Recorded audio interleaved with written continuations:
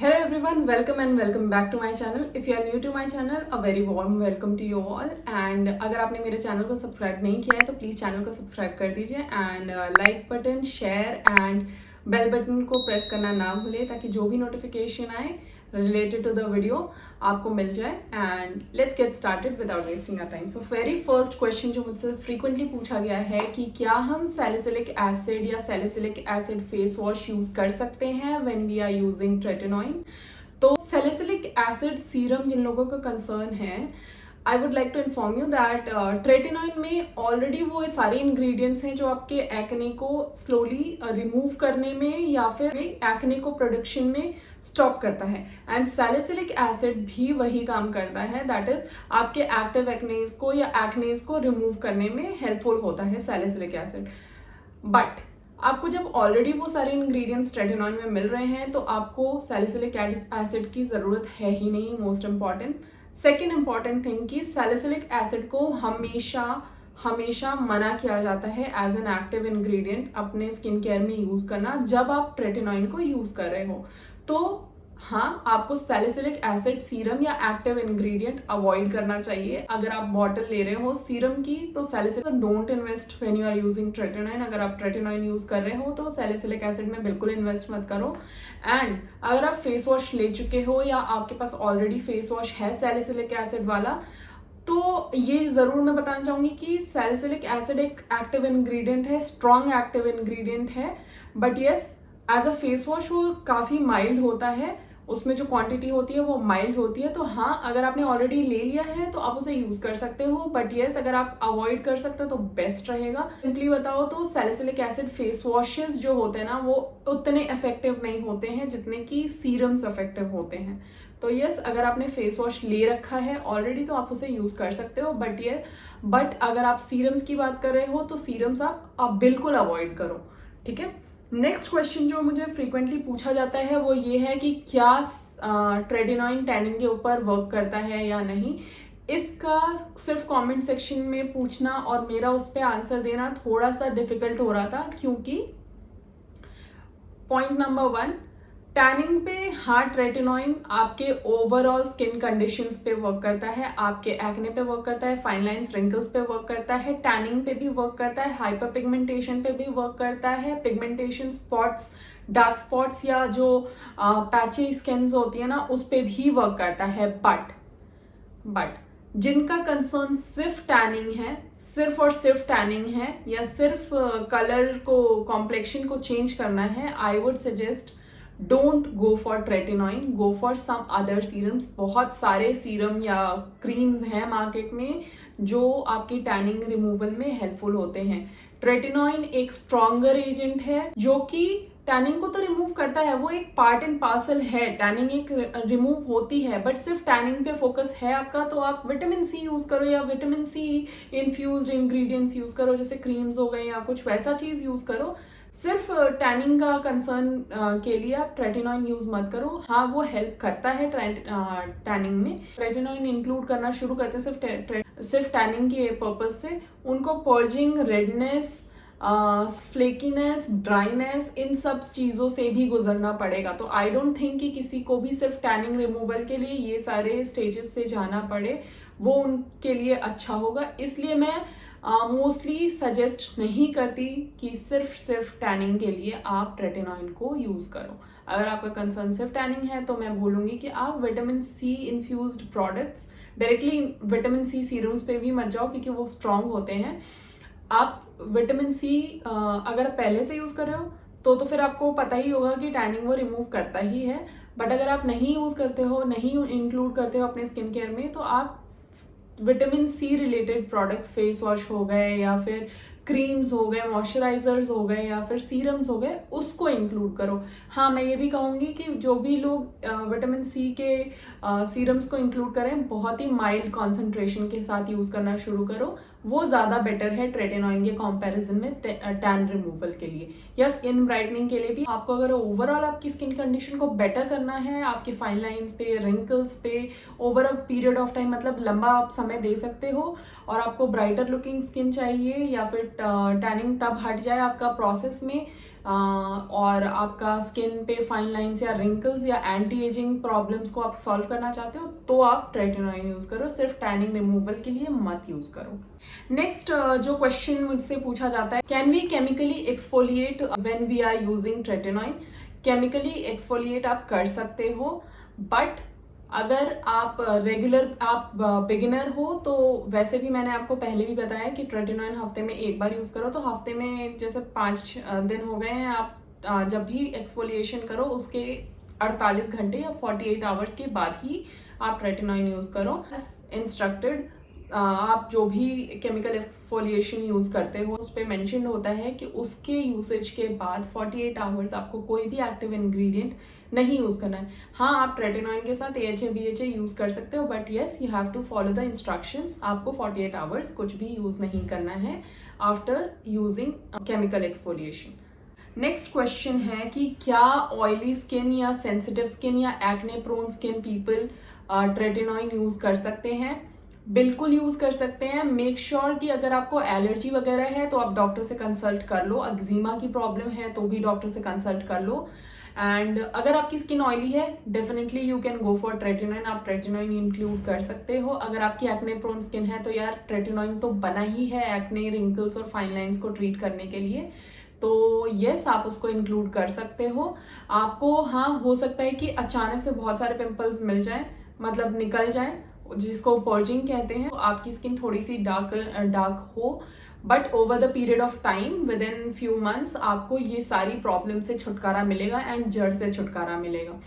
जो लोगों की स्किन ऑयली है उन लोगों के लिए एक बहुत ही अच्छी बात है कि अगर आप ट्रेटिनॉइन को यूज करोगे ना, स्लोली आप नोटिस करोगे कि आपकी जो ऑयली स्किन थी ना वो धीरे धीरे करके बिल्कुल नॉर्मल स्किन टाइप में आ जाती है।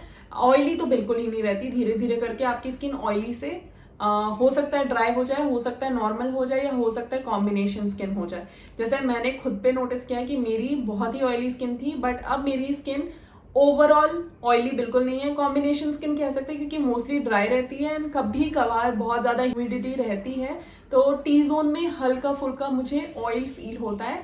बट ओवरऑल यस ट्रेटिनॉइन बहुत हेल्पफुल है आपके ऑयली स्किन को बेटर करने में, एक्ने को बेटर करने में, मतलब एक्ने को रिमूव करने में and fine lines and wrinkles को हटाने में। एंड यस ट्रेटिनॉइन का लंबा यूज करने के बाद आपको कुछ सालों के बाद बहुत ही बेटर स्किन भी मिलेगी, तो you can definitely include tretinoin in your skin care regime. एक क्वेश्चन जो मुझे बहुत ही फ्रीक्वेंटली पूछा जाता है वो ये है कि ग्लास स्किन कितने दिनों में अचीव हो जाएगी, या फिर ये जो प्रॉब्लम है एक्ने की ये कम्प्लीटली कब तक हट जाएगी। तो एक्ने प्रॉब्लम्स आपको एटलीस्ट 6 महीने में हटेंगे। ग्लास स्किन की अगर हम बात करें तो मेरी खुद की अभी ग्लास स्किन मेरे को 2 साल होने को आ गए हैं, 1.5 साल हो गए हैं पूरे ट्रेटिनॉइन यूज़ करते हुए, बट मुझे अब तक ऐसा नहीं है कि बिल्कुल ही ग्लासी स्किन हो गई है। हाँ, मैंने बहुत ही बेटर रिजल्ट देखे हैं। एक्ने के जो इश्यूज थे वो मुझे बहुत हद तक बेटर फील होता है कि नहीं होते हैं। मुझे ये होता था, इनफैक्ट जो अभी कुछ टाइम पहले वीडियोस बनाए थे जब मॉनसून स्टार्ट भी नहीं हुआ था, समर्स में बनाए थे, उन वीडियोस में मैंने ये मेंशन किया है कि हाँ मुझे मॉनसून में लास्ट ईयर पिंपल्स हुए थे, but yes I am lucky कि मुझे इस साल मॉनसून है होते हुए भी, मॉनसून चल रहा है बट मुझे अब तक टच वुड एक भी पिंपल नहीं हुआ। मैं ये कहूँगी कि कहीं ना कहीं ये ट्रेटिनॉइन के यूसेज से भी है कि पिंपल्स कहीं ना कहीं कंप्लीटली आपके गायब हो जाते हैं। हो सकता है एक आधा पिंपल आपको हो जाए, but tretinoin treats your pimples and acne issues completely. Tretinoin है वो आपके रूट कॉज पे वर्क करता है एंड आपके पिंपल्स को कंप्लीटली कहीं ना कहीं बंद करने में बहुत ज़्यादा हेल्पफुल है। And again I would say कि येस ट्रेटिनॉइन यूज़ करने में कम से कम 6 महीने बाद ही आपको जो भी रिजल्ट्स हैं वो दिखने शुरू होंगे एंड 1 ईयर बाद आपको काफ़ी विजिबल रिजल्ट्स मिलेंगे। एक और क्वेश्चन जो मुझसे पूछा गया है वो है कि कौन सी सनस्क्रीन यूज़ करें अगर हम ट्रेटिनॉइन यूज़ करते हैं। तो मिनिमम 30 SPF घर के अंदर, अगर आपको सनलाइट से कोई कांटेक्ट नहीं है तो, एंड अगर आप धूप में जाते हो, बहुत ज़्यादा आपका फील्ड वर्क है, सन एक्सपोजर आपका बहुत ज़्यादा है तो not less than 50 SPF, I would not suggest less than 50 SPF, क्योंकि ट्रेटिनॉइन आपकी स्किन को बहुत ज़्यादा सेंसिटिव भी बनाती है। एंड आप सनस्क्रीन तो अप्लाई करो ही, कोशिश करो कि एक स्टोल या स्कार्फ या हैट या कैप किसी की भी हेल्प से आप अपने फेस को कवर करके ही चलो, बेटर रहता है। सिर्फ इसलिए नहीं क्योंकि आप ट्रेटिनॉइन यूज़ करो, बट ऐसे भी सन से जितनी प्रोटेक्शन रहे उतनी ज़्यादा आपकी स्किन हेल्दी एंड बेटर होती है। नेक्स्ट क्वेश्चन जो काफ़ी बार मुझसे पूछा गया है कि क्या हम अडैप्लिन जेल ट्रेटिनॉइन की जगह पे यूज़ कर सकते हैं। तो अडैप्लिन जेल क्या होता है, अगर हम अडैप्लिन एंड रेटिनॉइन के कंपैरिजन की बात करें तो अडैप्लिन यस वो भी एक तरीके का रेटिनॉइड है, वो एक्टिव एक्नेस पे काम करता है, उसकी जड़ से उसको हटाने में काम नहीं करता है। वेरएज जो ट्रेटिनॉइन है वो जड़ से पिंपल्स को हटाने में काम करता है। तो जिन लोगों को एक्टिव एक्नेस की प्रॉब्लम है ना, अगर आपको अभी अभी मतलब कोई पिंपल हो गया उसको हटाना है तो हाँ आप अडैप्लिन जेल का यूज़ कर सकते हो। रेटिनॉइन अडैप्लिन के कंपैरिजन में ज़्यादा स्ट्रॉन्ग है। एंड अगर आपको एक्टिव पिंपल्स ट्रेटिनॉइन यूज़ करते वक्त भी होता है, मतलब उस प्रोसेस में भी होता है, तो भी आप अडैप्लिन जेल का यूज़ कर सकते हो। बट अगर आपको ये है कि अडैप्लिन जेल के यूसेज से पूरी जो एक्ने की प्रॉब्लम है, इश्यूज हैं, वो कम्प्लीटली हट जाएंगी, तो नहीं, क्योंकि मैं पहले से अडैप्लिन जेल यूज़ कर रही हूँ ट्रेटिनॉइन के पहले से, बहुत सालों पहले से, मतलब 2016 में मैंने फर्स्ट टाइम अडैप्लिन जेल का यूज़ किया था। एंड मैंने उसका यूज़ काफ़ी हद तक किया क्योंकि मुझे पिंपल की बहुत सिवियर प्रॉब्लम थी। एंड मैंने वैसा कुछ नोटिस नहीं किया कि पिंपल आना बंद हो जाता है, होता है लेकिन एक्टिव एक्नेस पे वर्क करता है अडैप्लिन। वेरएज ट्रेटिनॉइन जो है वो इकट्ठे आपके पिंपल जरूर निकालेगा, बट ओवर 5-6 मंथ्स वो आपके पिंपल्स को कहीं ना कहीं धीरे धीरे करके कंप्लीटली बंद कर देगा। पिंपल्स आना आपको बंद हो जाएंगे, वो जड़ से पिंपल को रिमूव करता है। तो ये आपके ऊपर है कि आपको जड़ से हटाना है या एक्टिव एक्नेस को रिमूव करना है। क्या आप चाहते हो वो आप अकॉर्डिंगली सिलेक्ट कर सकते हो। Next question is can we use niacinamide serum और सैलिसिलिक एसिड सीरम और any active ingredient if we are using tretinoin. तो again I would like to inform you कि अगर आप बिगिनर हो तो किसी भी तरीके का एक्टिव इंग्रेडिएंट है, जैसे salicylic acid, niacinamide, hyaluronic acid, vitamin C और पता नहीं कितने तरीके के एक्टिव इंग्रेडिएंट्स होते हैं, उन सबको बिल्कुल अवॉइड करो। अगर आपको 3-4 महीने हो गए हैं, आपको ट्रेटिनॉइन आप रेगुलर बेसिस पे यूज करने लग गए हो और आपकी स्किन अडेप्ट कर चुकी है ट्रेटिनॉइन को, तो धीरे धीरे करके आप अपने स्किन केयर में एक्टिव इंग्रेडिएंट्स यूज कर सकते हो। अगर आप बिगिनर और आपने कभी भी कोई सीरम यूज नहीं किया है और आपका फर्स्ट टाइम है नियासिनामाइड यूज करने में, तो 5% नियासिनामाइड से यूज कर सकते हो आप स्टार्ट। क्वेश्चन जो बहुत ही इंटरेस्टिंग लगा मुझे वो है कि क्या हम ट्रेटिनॉइन यूज़ कर रहे हैं तो हम अपने स्किन को ब्लीच कर सकते हैं। बहुत से ऐसे लोग हैं जो शेव करना नहीं पसंद करते या हेयर रिमूवल या वैक्सिंग फेस पे नहीं पसंद करते हैं, वो लोग ब्लीच करते हैं। तो यस आप ब्लीच कर सकते हो, बट ट्रेटिनॉइन यूज़ करना, जैसे आपको कल ब्लीच करना है ना, तो आज आप ट्रेटिनॉइन मत यूज़ करो, कल आप ब्लीच करो एंड उसके 48 आवर्स तक या 48 घंटे के बाद ही ट्रेटिनॉइन को वापस यूज करो। इतना गैप आप दो तो आपकी स्किन पे किसी भी तरीके की इरिटेशन या कोई भी प्रॉब्लम नहीं होगी, आपकी स्किन इरिटेट नहीं होगी। इनफैक्ट एक और क्वेश्चन जो मुझे बहुत ज़्यादा पूछा गया है कि क्या हम मेकअप का इस्तेमाल कर सकते हैं अगर हम ट्रेटिनॉइन यूज़ कर रहे हैं। तो मेकअप का इस्तेमाल आप कर सकते हो, मैं खुद भी करती हूँ एंड मुझे किसी भी तरीके की इरिटेशन नहीं होती है। आपको समय के साथ खुद ही पता चल जाएगा कि आपको धीरे धीरे जो आप अगर आपकी ऑयली स्किन थी ना तो आप मेकअप ड्राई स्किन वाले यूज़ करते थे, but automatically with in few months आपको रियलाइज होने लगेगा कि आपकी स्किन हल्की हल्की ड्राई हो गई है या नॉर्मल स्किन हो गई है। अगर आपकी स्किन ऑयली थी ना तो आपको धीरे धीरे रियलाइज होने लग जाएगा कि आपकी स्किन अब ऑयली नहीं है एंड आपको ज़्यादा ऑयली या फिर मॉइस्चराइजर की ज़्यादा ज़रूरत या उन प्रोडक्ट्स की ज़्यादा ज़रूरत जो आपकी स्किन को ड्राई ना करें। कि अगर आपका मेकअप ऑयली स्किन को फोकस करते हुए है तो आप कोशिश करो कि मॉइस्चराइजर ज़्यादा से ज़्यादा अप्लाई करने के बाद ही उसको यूज़ करो, क्योंकि ड्राई स्किन पे और ड्राई मेकअप यूज़ करने से आपकी स्किन हल्की फुल्की इरिटेट हो सकती है। एक और इम्पॉर्टेंट पॉइंट जो मुझे वैसे तो कभी किसी ने क्वेश्चन नहीं किया, बट हाँ मैं इसके बारे में ज़रूर बात करना चाहूँगी। जो भी एक्सपेक्टिंग लेडीज़ हैं, मतलब प्रेग्नेंट हैं, या फिर जो कंसीव करना चाहते हैं, या फिर जो लोग नर्सिंग वुमेन हैं, जैसे जो लोग ब्रेस्ट फीड करते हैं, वो लोग इसको बिल्कुल यूज़ ना करें।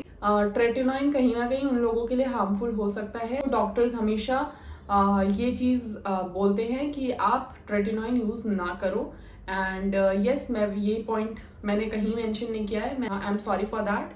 आई होप मैंने सारे क्वेश्चन के आंसर्स दे दिए हैं। अगर फिर भी कोई क्वेश्चन रह जाता है तो आप मुझसे मेरे कमेंट सेक्शन में पूछ सकते हैं। एंड फाइनली, अगर आपको मेरी वीडियो पसंद आई हो तो प्लीज़ वीडियो को लाइक, शेयर एंड सब्सक्राइब करना ना भूलें। एंड हाँ, बेल आइकन को प्रेस कर दीजिएगा ताकि जो भी वीडियो मैं अपलोड करूँ उसके नोटिफिकेशंस आपको मिल जाएं। Thank you for watching, love you all, bye.